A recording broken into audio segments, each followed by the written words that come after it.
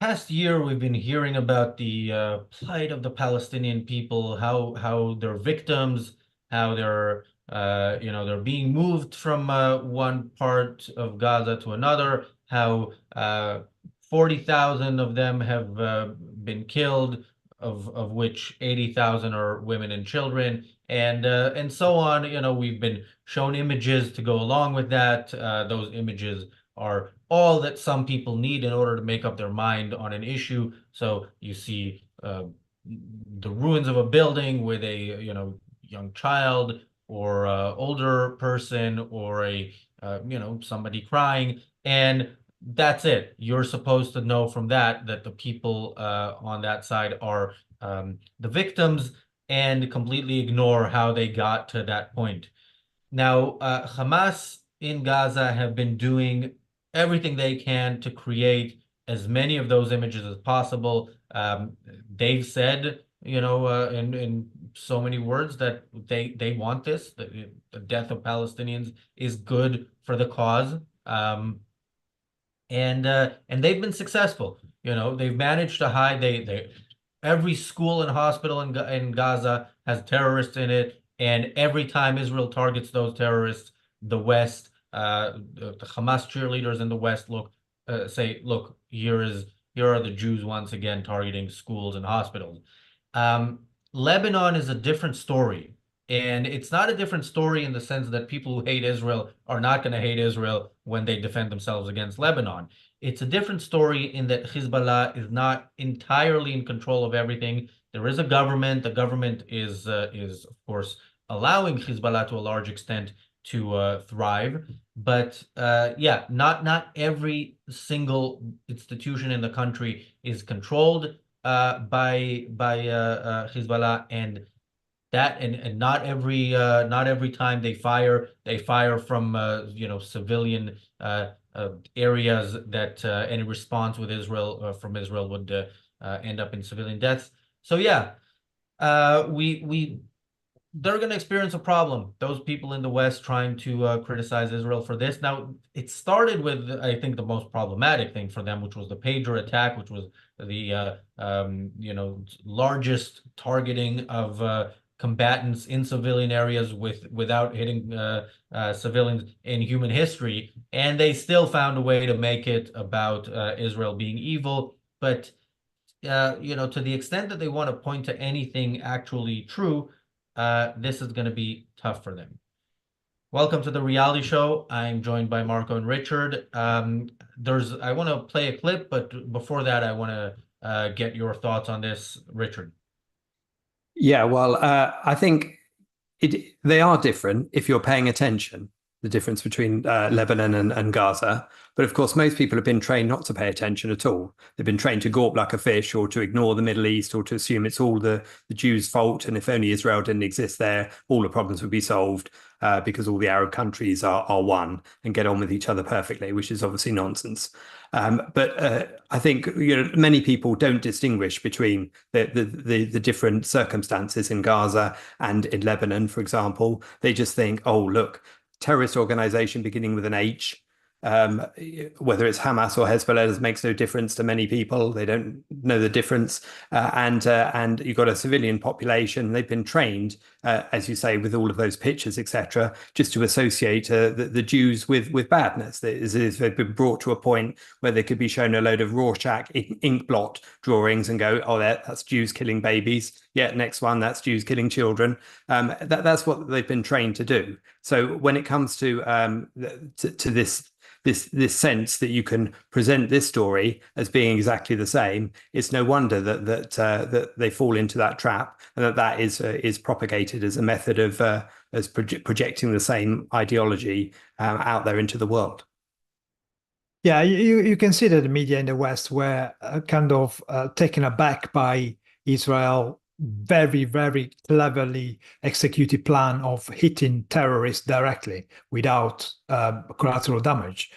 But you could see in their reporting that they were trying to kind of justify the victim status of Hezbollah and the people in Lebanon But it's very hard to push that kind of narrative because it's Hezbollah is demonstrably a Iranian funded terrorist group, which operates from Lebanon, which is a puppet state, and it's very hard to go against this narrative when it's an established fact that you have to go against, and even trying to show all the rubbles and the usual techniques that they use for Gaza didn't really quite work at the time because of the sensational operation that the Israeli pulled off.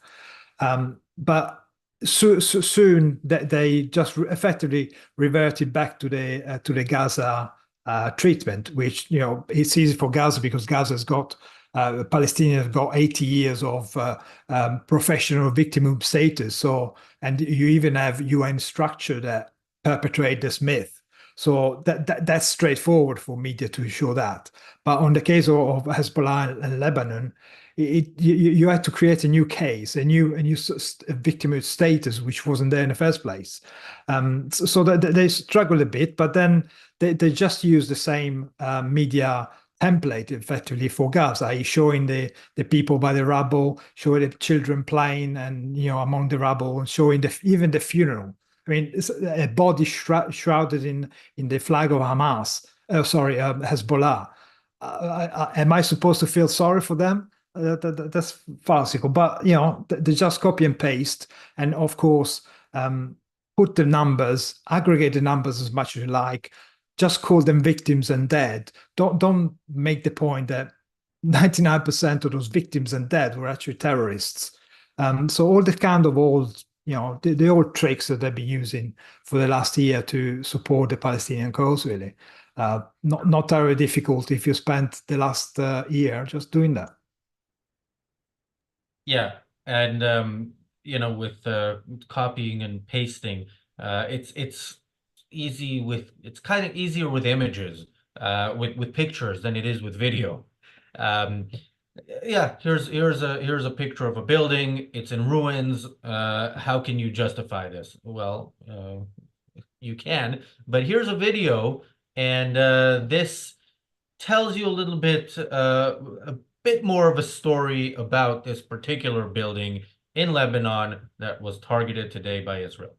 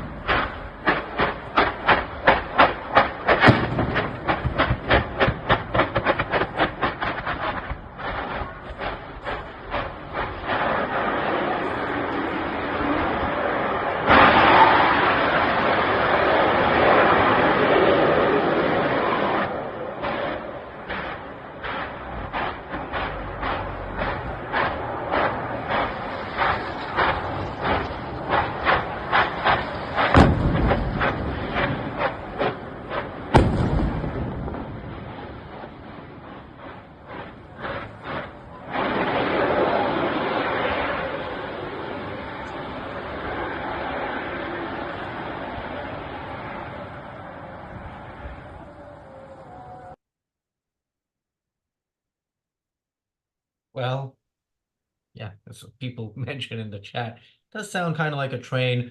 It's not typical for when you bomb a building. It's you see smoke, but that's it's kind of a one and done deal. It doesn't have this continuing effect. Any thoughts on that video? What on earth could have been stored in that building within that residential area? It was just babies' nappies, surely. I mean, honestly, it speaks volumes, doesn't it? It tells you exactly what's why it should have been targeted, and again, one of the parallels is the fact that it is in a residential area. And of course, there's no way that a Western country would be storing military grade, munitions within a middle of a Western city, would they? So that's a clear distinction between the two.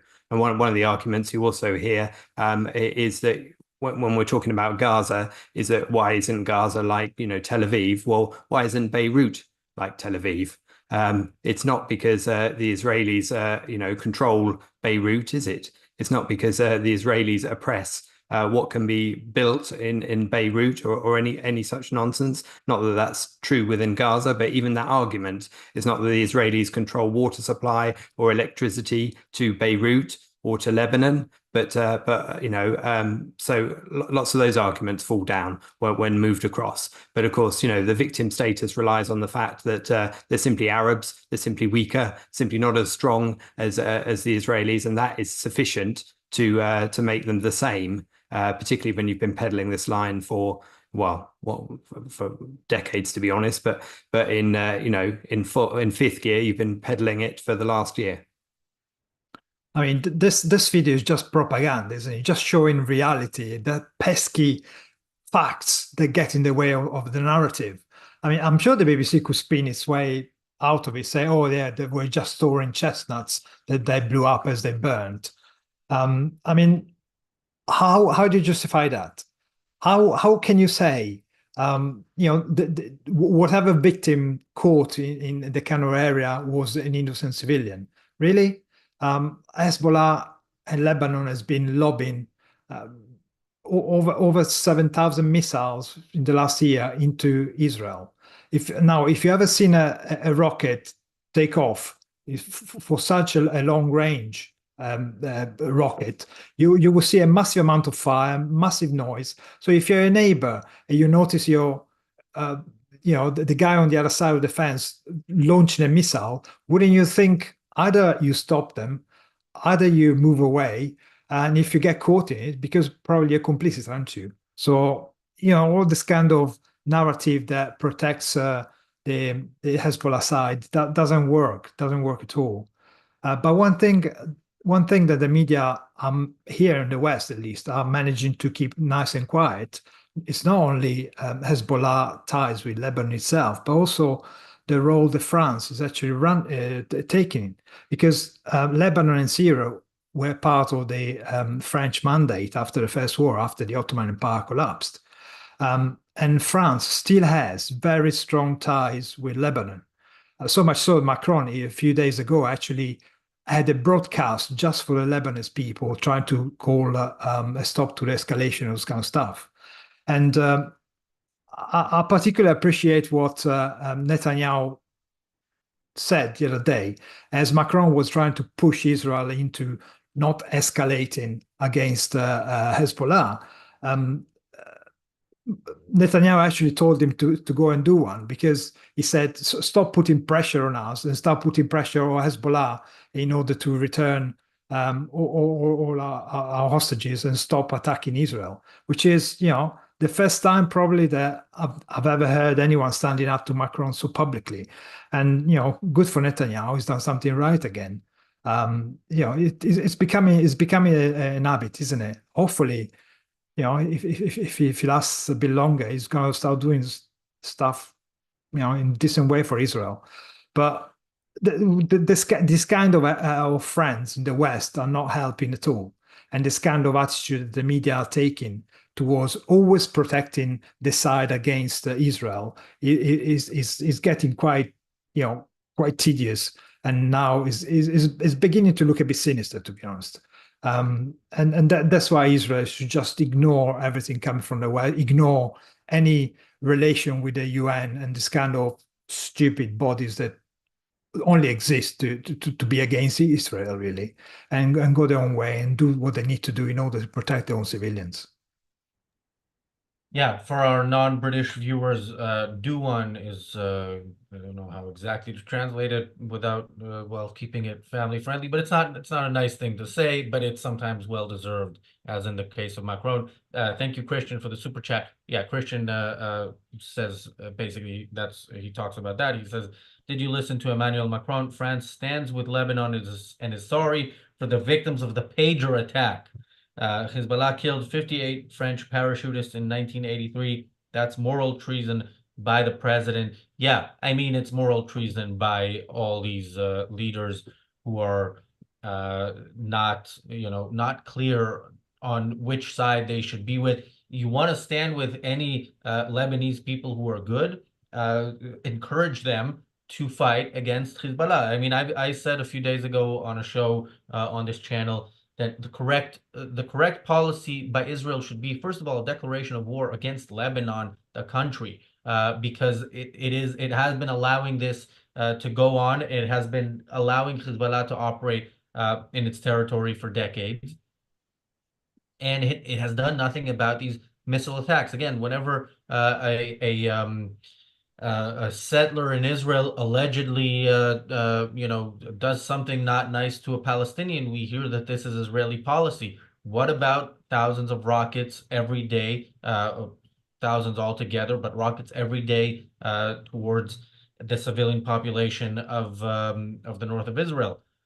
Does that count as Lebanon's fault? So yeah, Israel should target the Lebanese government and say, look, you have an army, now you will use it either against Hezbollah or against us, and we will use ours against you.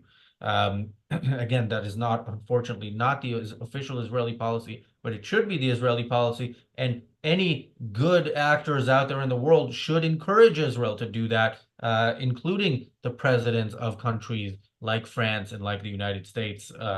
We expect more, at least from the United States. Thank you, PC, for the super chat. PC says Israel should tell the UN to get stuffed. Yeah, I don't know if they use that one in the US, but I think they get it. And PC, thank you for another super chat. PC says, France added to my boycott list. That is, unfortunately, that list is a growing list, and it's difficult. Like Mrs. Ginsburg was was going to the supermarket today, and I asked her to get butter, and she said Kerrygold, and I said no, French. But yeah, that's kind of that's also better butter, but it's it's becoming a problem to buy stuff from decent countries. Not much butter is produced in Israel, so that's not an option, and it's not good. The ones that are. Yeah, Richard, you mentioned kind of, with Gaza, we kept hearing open air prison and so on. I don't know what they're going to say about Lebanon. Again, nobody, yeah, some airlines are not flying to Beirut now. They're not flying to Tel Aviv either. It's we saw videos today of Lebanese people, heading north to the north of their country and in trying to flee the attacks by Hezbollah. But again, this is a sovereign country. It's a sovereign country powered by other sovereign countries in their efforts to exterminate the Jews. So any advice for Western defenders of anybody who wants to kill the Jews on how to kind of do their propaganda when it comes to Lebanon as opposed to Gaza? Unfortunately, I've read some of it, to be honest. I've read some of it on the BBC. They include headlines related to this, such as this one. Anxious parents in Beirut rush to pick up children from school. That's one way of doing it. Or you could have this other one, also from the BBC. Hospitals told to cancel non-urgent surgeries. That's a headline.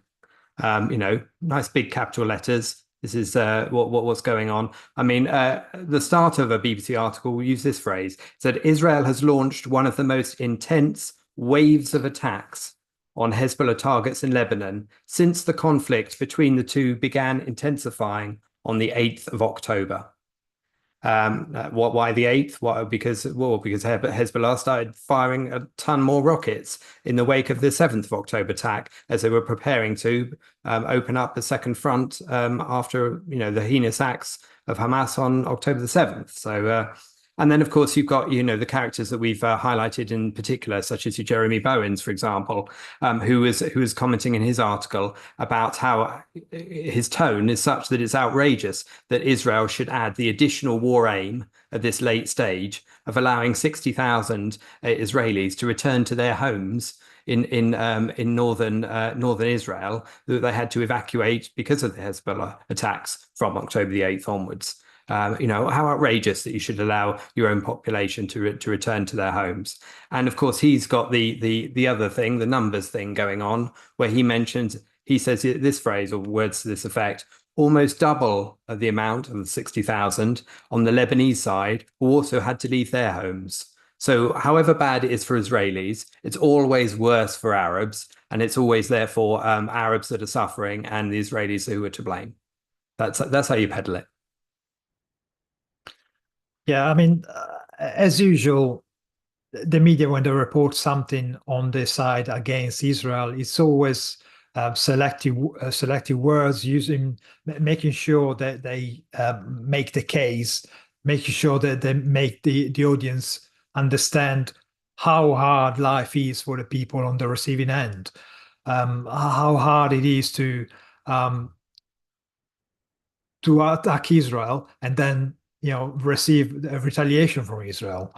And they keep using words, and we discussed on this channel a number of times how the media select the words and use the meanings in order to make Israel always look as the meanie in this conflict, and of course always removing the causes, always not mentioning why Israel is pounding these people, why the terrorists are hiding in civilian areas, what the terrorists are doing. And this video you just showed actually shows exactly the reason why this explosion happened, because Israel is hitting military targets hidden among the population. And of course, Hezbollah and Gaza, well, they are the same kind of people with the same kind of culture. In fact, they are funded by the same people. They're the Islamic Republic of Iran. The only difference that Hezbollah wears uniforms, so it's often easier to attack Hezbollah people than it is Hamas fighters, because we know Hamas fighters are always in civilian uniforms. So, as long as they make look Israel as the bad guy, they feel they've done their job, and they use the same technique they've been using for Gaza for last year.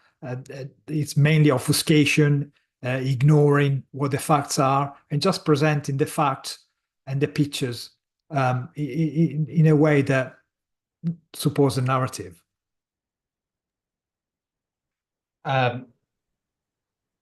Thank you, PC, for the super chat. PC asks, did Jeremy Bowen write that when you were reading the headlines, Richard? And thank you, Crusader General, for the super chat. Crusader General says, who would have imagined that at the pinnacle of societal evolution, mankind would surrender to a 14th century illiterate pedophile and his 2 billion degenerate worshippers?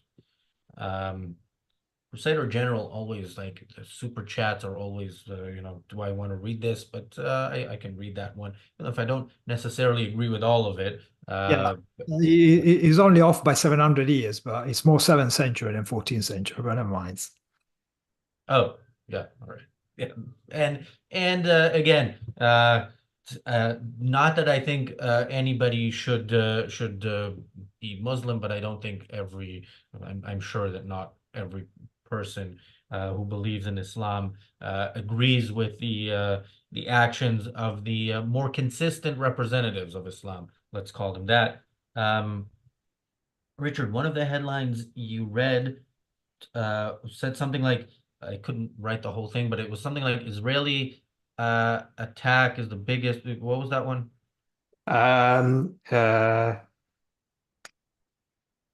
Something since the conflict began. Oh, yes. Yeah. So Israel has launched one of the most intense waves of attacks on Hezbollah targets in Lebanon since the conflict began. And the conflict began on the 8th of October. Yeah, so the conflict began, as things in nature happen. And Israel has launched, by the way, more than 200 rockets were fired today by Hezbollah on targets further away from the border than any that were hit or targeted so far since October 8th. It's an interesting choice of what to focus on and what to ignore. And somebody here mentioned in the chat, I don't know if I'm gonna, yeah, Paul said, in just a few months, The 12 murdered Druze children seem forgotten. But yeah, remember, there were people, first of all, Hezbollah took responsibility for that and then changed their mind once they saw what happened.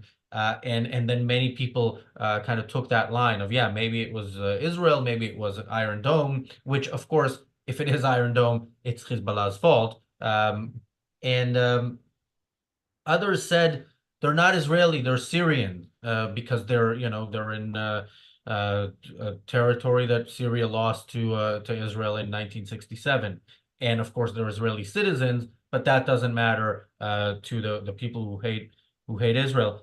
And there's so I want to show this video. This is from today. This is Hezbollah attack that I think this might be the furthest that any Hezbollah rocket or missile has hit since October 8th. This is in Samaria, in Palestinian-controlled territory. Oh Allah, Ya Allah.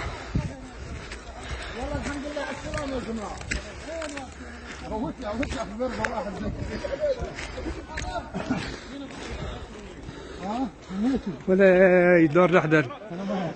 مع السلامة.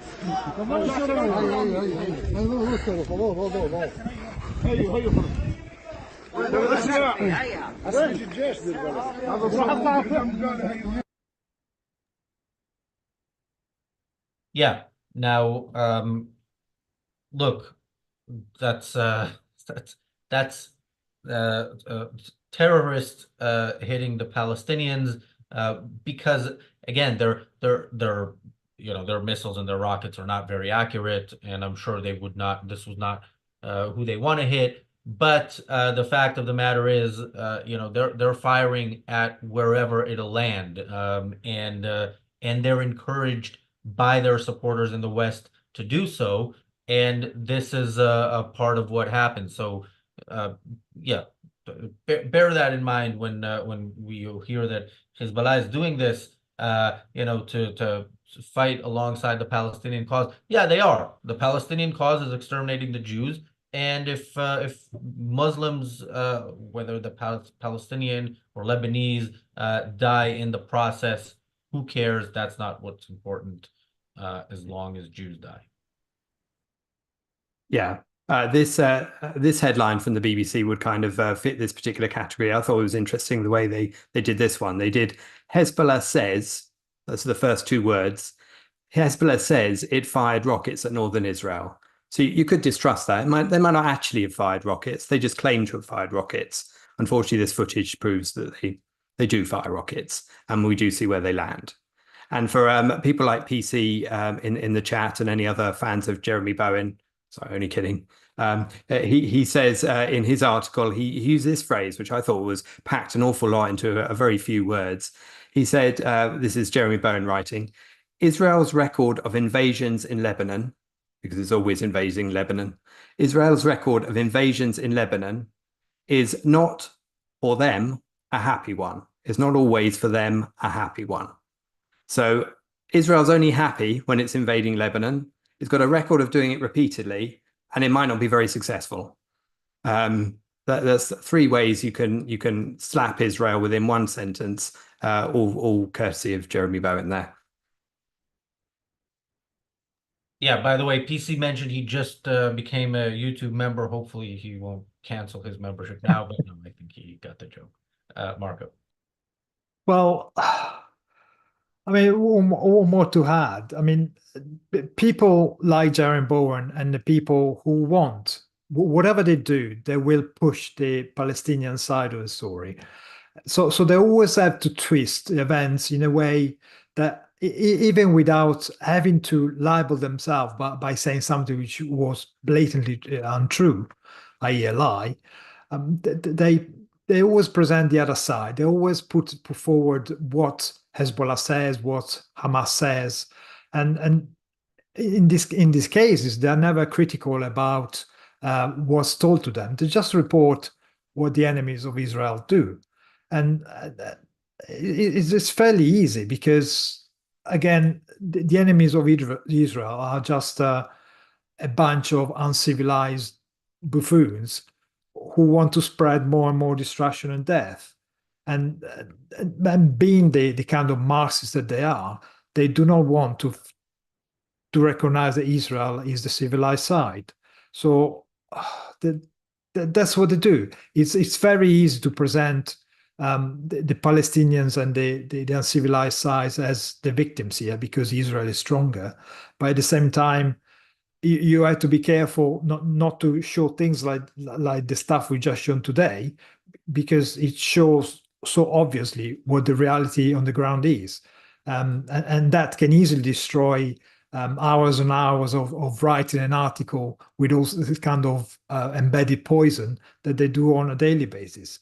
And again, we say a number of times, people like Jeremy Bowen know exactly what they're doing. They know the area, they know the kind of people, but whether they're in their pocket, whether I don't know exactly what their personal interest is in this, but they are hell bent into showing that Israel is the enemy of peace, when actually the people who never want peace is the people who keep attacking Israel. Thank you, Crusader General, for another super chat. Crusader General says, I was absent the day they taught arithmetics. PC said somewhere that there was an alert in Haifa. Yeah, I saw that as well. There was an alert in Haifa. I saw it long enough ago that I'm assuming nothing happened, because I've been watching the news as well, or refreshing the news to see if anything else comes in. PC also mentions Bowen was in a video complaining about being accused of being anti-Semitic. Yeah, we talked about that. We talked about him being accused, complaining about being accused of being anti-Semitic, complaining about the report that shows the bias in the BBC's coverage of the war, and also stating that they should take a side, and the side should be the side of those who want to exterminate the Jews. So yeah, by the way, that show that we did about Jeremy Bowen did better than most of our shows viewership wise. So it turns out people are interested in that guy. I don't know why, but I'm glad we got views. Thank you, Tomil, for the super chat. Tomil says, all Israelis want is to be left alone and watch Star Trek and Friends, just like everyone in America and Europe. The fact that you want to watch Friends, I mean, this is the best case I've heard for supporting the terrorists. Seriously, dude, Seinfeld is much better. Check it out. But no, that also is a joke. People should be allowed to watch Friends. Yeah, that's the beauty of the West, that you can watch bad television if you want to. Richard. Yeah, I mean, you mentioned there the warnings by phone, and of course, we've heard from the company called Oguro. I don't know how you pronounce the Lebanese telecom company, to be honest, but they talked about there was 80,000 warnings received on telephones on mobiles in Lebanon ahead of the latest strikes in order to hit Hezbollah targets. And of course, the head of this telecom company, which I won't name again, described it as psychological warfare to make havoc and chaos. Now, the extent to which it does make havoc and chaos is the extent to which people living in Lebanon know that Hezbollah sites are likely to be right next to them, right next to their home, same as we've seen in the first video clip you saw. So it's because of that fact that people are fleeing from sites where they think they could be attacked. And of course, you're always being led to believe that Hezbollah is always separate from everything, and particularly in the case of Lebanon, where Hezbollah is not, the official military of Lebanon, but of course, has a strong presence there. Unlike the confusion between Hamas being both the politics and the military in Gaza. So I think all of that's at play here. Yeah, I think one of the reasons why involving Lebanon is a bit of opening a can of worms. It's not only the kind of capability that Hezbollah has, although in the last week or so with the walkie-talkie and the pager attacks, that's somehow been pushed back slightly. but they still have lots of weaponry supplied by the Islamic Republic. But the problem with Lebanon is its government itself, as I mentioned earlier on. I mean, during the Civil War, France was supporting the Christian and the PLO. So they were playing both sides. And they're still involved in the running of the government itself. So in a way, an involvement in a proper war with Lebanon could actually affect French interests, and if anything else, bring in the light how much France is kind of involved in covering up certain activities, which you cannot deny that the government of Lebanon is very well aware of what Hezbollah is doing. Hezbollah is probably more powerful in terms of capability than the Lebanese army itself. So how can they at any point argue that they either don't know or they try to stop them, because they couldn't probably stop them. Probably they don't even want to stop them. They know perfectly well what's going on. It's not something that just happened on the 8th of October. They've been lobbing missiles for the last I don't know 30, 40 years. So it's nothing new there. And you cannot even talk about it without being aware of what the history is, without being aware that the fact that even when the press didn't talk about it, even when the front in Israel was focused on Gaza, they were still throwing missiles. And people realize that there are displacement caused by the Hezbollah missiles only on the Lebanon side, because it's happened on the Lebanon side, while from the beginning of the war with Gaza, tens of thousands of Israelis have been displaced from their own homes and not been able to go back because Hezbollah has been lobbing thousands of rockets to the north of Israel. But it's only news now because the Lebanese are involved. So same old story. Yeah, I had a point that I forgot that I was going to make, but I'll think about it and see if I remember. I'm going to read just some of the latest news, but I do want to say I obviously can't not comment about this. Tenebris says, Friends has one funny episode, Pivot. That's one funny scene, and even that is generous. But I do want to say, by the way, I give Seinfeld references all the time. I'm pretty sure we've never done anything about Seinfeld, like a whole show about Seinfeld on his channel. We have done a show about Friends. Nikos, I don't remember if it was just him, but I do remember Nikos campaigning to do a show about Friends for a long time before we actually did that show. And it was something like how Friends ruined Western civilization, or how Friends ruined masculinity, or something like that. So I recommend search for Friends on ARCUK after this show, and you can watch that show.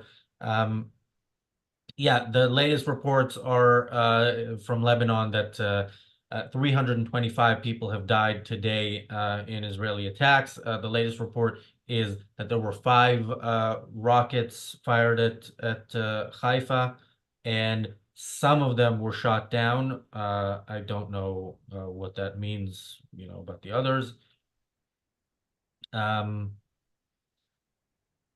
Yeah, and Israel says that altogether it targeted fired at 1,400 targets today.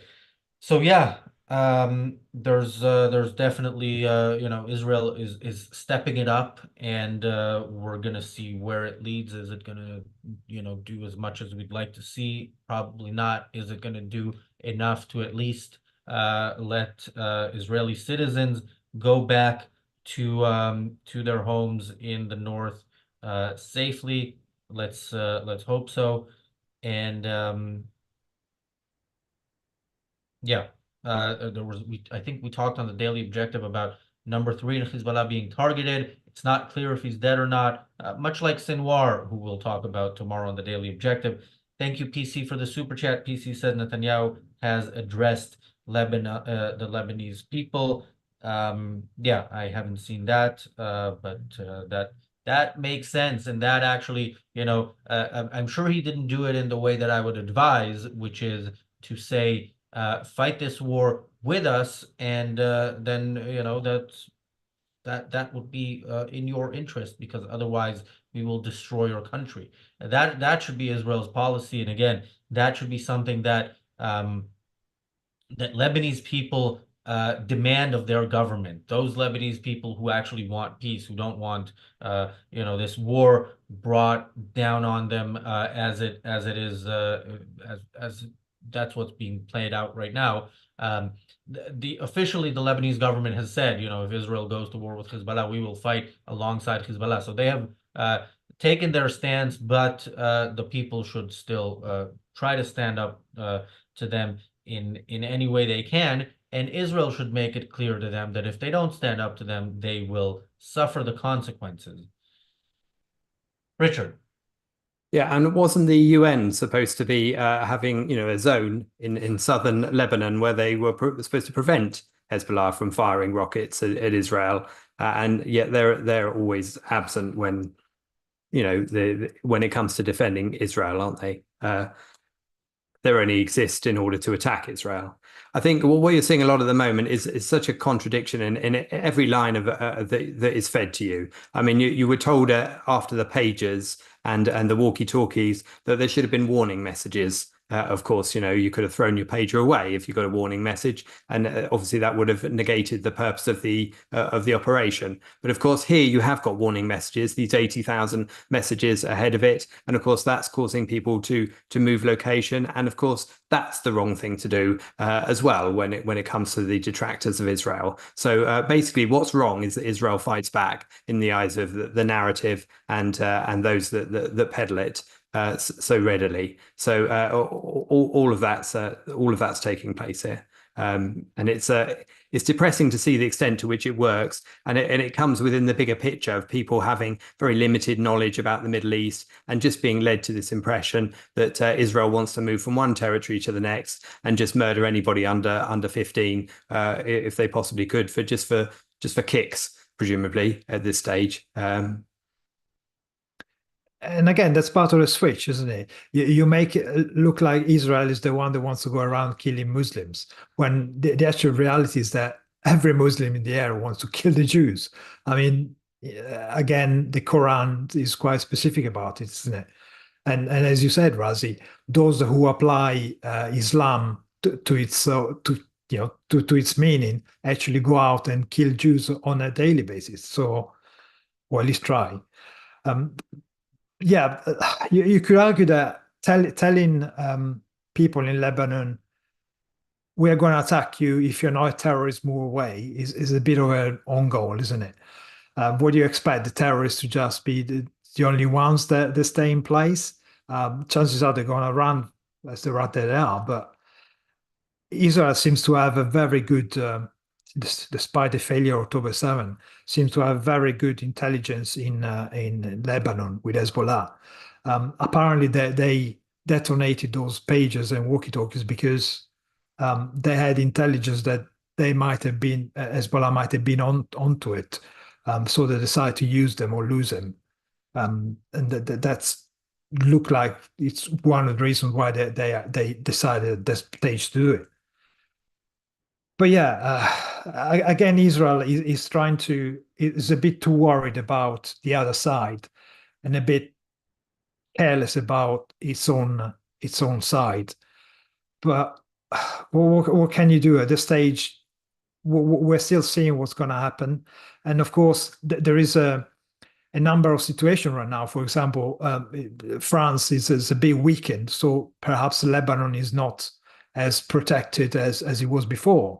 At the same time, the United States has got a lame duck president. So if Israel is able to take advantage of this political weakness on the other side and the political weakness of the people who are trying to stop him, and if Netanyahu has got enough balls to actually push as hard as he can while there's no real political opposition to him from the West, probably should do that.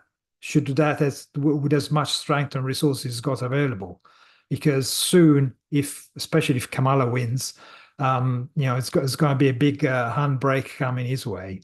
Already we've seen our government here in Britain stop the sale of certain components and weaponry to Israel, which is luckily we supply a very small amount to Israel, but nevertheless, that's the kind of direction of travel that the West is taking, slowly withdrawing support from Israel. Yeah, I don't know if Netanyahu has enough balls, but I think he needs only 2 of them, just 2 more than many Hezbollah fighters currently have. I thought that joke kind of, yeah, we made many of them, but I thought it was appropriate, especially considering Ginger's super chat. Thank you, Ginger. Ginger says, "Kaboom! This has made my week so happy, and I love the way you talked about it too. Just so funny. Thank you." And by the way, the fact that the next comment under Ginger's super chat is from one of our regular trolls. Don't worry, the kaboom was just written out and read by me. It's not your pager going off. Christian says that Coupling is the best comedy. Coupling is hilarious. I hate to praise anything by the BBC, but yeah, it's I agree with you on that. I don't agree with you that the Israeli girl was a funny episode. I found the actress super annoying, and not because she's Israeli, she was just annoying. But yeah, Jeffrey in Coupling is the funniest, one of the funniest characters in all of comedy. All of this sounds very much like a kind of show we would do on a Sunday on the reality show Extra, rather than a show about a war. But there is a war going on, and Paul mentioned something that I now am not going to be able to find, but it was something to do with the fact that there's UN presence on that border, and they're supposed to make sure that Hezbollah doesn't cross the Litani River. Of course, UN peacekeepers are not exactly going to scare any terrorists off. So yeah, you hear the UN, you hear people talking about UN resolutions about Israel and so on. This somehow passed the Security Council, 18 years ago. And yeah, it is not enforced, but I don't think that's, as I've mentioned, I don't think that's what should be enforced. What should be enforced is the end of Hezbollah, is what I would like Israel to do, and what would help bring about real peace. Parting thoughts, Richard.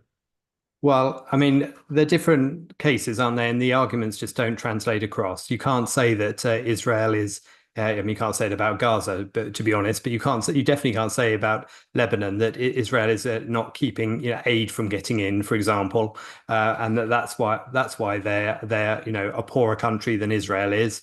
You can need only look at the truly rampant inflation that's been raging in Lebanon for the last few years to see that a lot of their problems are entirely their own making, aren't they? Long ahead of this. So there's plenty of reasons why countries like Israel are more successful, and it's certainly because they favor individual rights and they favor populations, people striving for success, as opposed to the ideology which underpins virtually all of the Arab world. And again, well, we said it again a number of times that focusing on Hezbollah is all good and fine, but the real problem here is Iran. Iran, the Islamic Republic of Iran, is the one that's providing weaponry, money, and support and military assistance to all the parties that have been trying to destabilize the area and literally attack Israel. We know that the attack on was the name, the latest attack in the bunker, the hit a few Hezbollah people during a meeting. They were actually organizing something like in October 7th in Sumeria, I think it was, wasn't it? In Galilee. So this kind of capability is still there. Iran is still working underwater in order to do this kind of stuff, in order to support and provide whatever these terrorist organizations need. So the real problem here is Iran. Iran should be the one who's hit on the head so hard that will never try attempt to do anything like that again. But until we are so weak and we keep appeasing and doing deals and all this kind of stuff with them and don't recognize that the real threat here is the Islamic Republic, we're never going to get anywhere. It's a continuous firefighting. It's continuous start a war, ceasefire, start another war. October 7th, another one, response, going to Gaza, release Gaza, let Gaza go, and all this kind of stuff is going to go forever and ever until agents like the Republic of Iran is going to be in the shadow funding the war against the Jews. Well, I hope the war doesn't go on forever and ever, but this show will. Hopefully in the future we'll talk about more fun stuff. But we find time to talk about fun stuff even while talking about the war. Tomorrow we'll talk about something that might be really fun if true, which is the death of Yahya Sinwar, the leader of Hamas. We don't know if it's true, but we'll talk about it anyway. Yeah, and then we'll talk about the war some more, the war in Lebanon. Midas Mulligan members, in 5 minutes, there is a investing workshop with Jonathan Hoenig. People who don't know Jonathan Hoenig beyond this channel, he runs his own hedge fund. He's been a financial commentator on Fox News and Fox Business for well over 20 years. It is worth the £500 a month fee for Midas Mulligan membership, but you also get a lot of lots of other stuff with it. And of course, I know not everybody can afford that, but there are many levels of membership and great benefits on all of them. So consider becoming a member, getting access to those benefits, and supporting our work. Richard, Marco, where can people find more from you? Check out the Briefly Objective. A new video was released on there on Friday, so you can check that out, which is detailed in the description below, and includes lots of the stuff taken from this channel, condensed down, and given the true, the emphasis on the essential of each and every argument. And as usual, like, share, comment, and help them to get out there. And also check out the Substack, the ARCUK Substack, which you can access if you're a member of ARCUK, or you can just pay for it just to get it. Yeah, that video from Friday is of me, right? It is, yes, yeah. That's a good enough reason for me to recommend it, although I recommend the ones that I'm not on as well. All right. Thanks, guys. Thanks, everybody, for watching. We'll see you tomorrow. Bye.